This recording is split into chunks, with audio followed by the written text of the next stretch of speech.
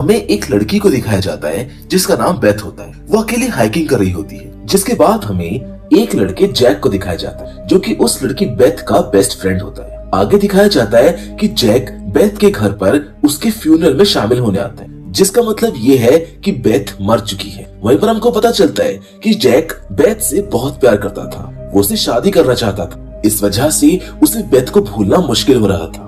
वो बेथ की यादों में खोया रहता था और हर वक्त उसी के बारे में सोचता रहता था। साथ ही उसकी याद आने पर जैक बेथ के घर चला जाता था ताकि उसे कुछ सुकून मिल सके।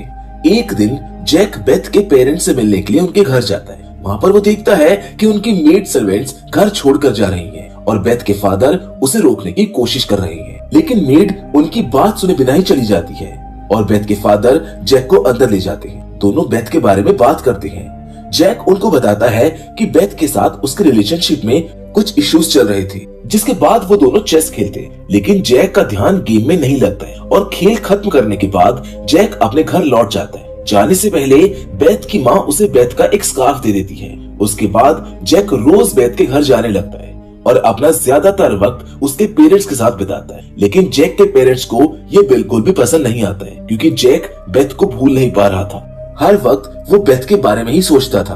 बेथ उसकी आदत बन चुकी थी। एक दिन जैक जब बेथ के पेरेंट्स के घर जाता है तो उसे अंदर से अजीब सी आवाजें सुनाई देती हैं। उसे कुछ गलत होने का एहसास होता है और वो उनसे दरवाजा खोलने के लिए कहता है, लेकिन अंदर से उसे कोई जवाब नहीं मिलता है। उसके बाद बार बार बोलने पर भी कोई गेट नहीं खोलता है। जैक परेशान हो जाता है और विंडो से अंदर झांकता है, जहाँ पर वो देखता है कि बेथ जिंदा है। उसे उस विंडो से बेथ घर के अंदर नजर आती है। इस नजारे को देखकर जैक शॉक्ड हो जाता है और दोबारा दरवाजा खोलने के लिए कहता है, लेकिन दरवाजा नहीं खुलता।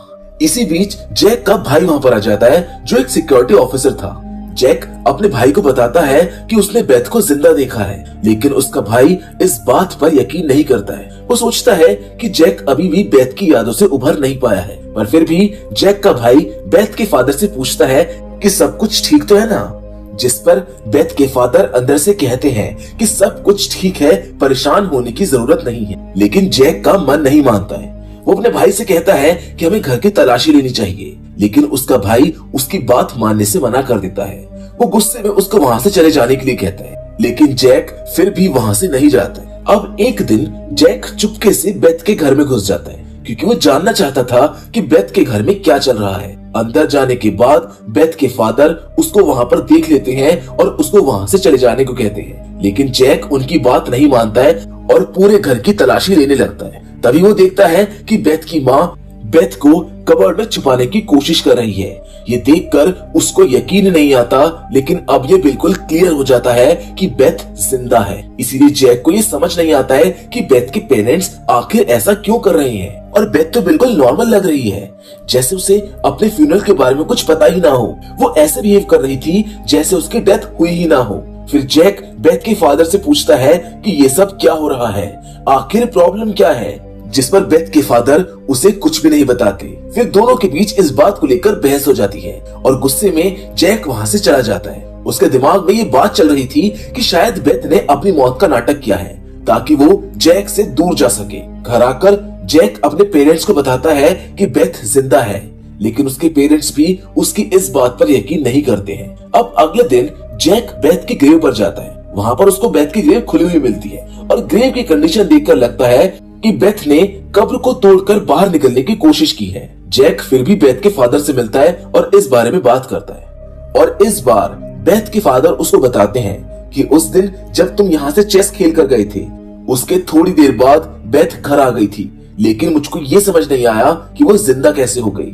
जैक ये सब सुनकर और कंफ्यूज हो जाता है। तभी बेथ की माँ भी वहाँ पर आ जाती है और दोनों के बीच इस टॉपिक पर बहस शुरू हो जाती है। इसी बीच बेथ भी वहाँ पर आ जाती है जो जैक को अपने घर पर देखकर खुश हो जाती है, जिसके बाद बेथ जैक को अपने साथ ले जाती है और कुछ स्पेशल बात करने के लिए कहती है। अंदर जाकर बेथ उससे पूछती है, तुम ऐसे क्यों बिहेव कर रहे हो, लेकिन सच में तो जैक उस वक्त बेथ से डर रहा होता है। वो सिर्फ ये पूछता है कि तुम्हें याद नहीं है कि पिछले हफ्ते तुम्हारे साथ क्या हुआ था। बेथ कहती है कि नहीं, मुझको कुछ याद नहीं है। जिसके बाद वो दोनों एक दूसरे के लिए अपने इमोशन शेयर करते हैं और खुशी महसूस करते हैं। अब जैक और बेथ एक साथ टाइम स्पेंड करते हैं और जब जैक उसको हाइकिंग पर ले जाना चाहता है, तब बेथ के पेरेंट उसको मना कर देते हैं कि दिन के वक्त वो बेथ के साथ बाहर नहीं जा सकता है। पर फिर भी जैक बेथ को स्विमिंग पूल में ले जाता है। वहाँ वो दोनों बातें करते हैं। तभी जैक को बेथ के पैर पर एक चोट का निशान दिखाई देता है।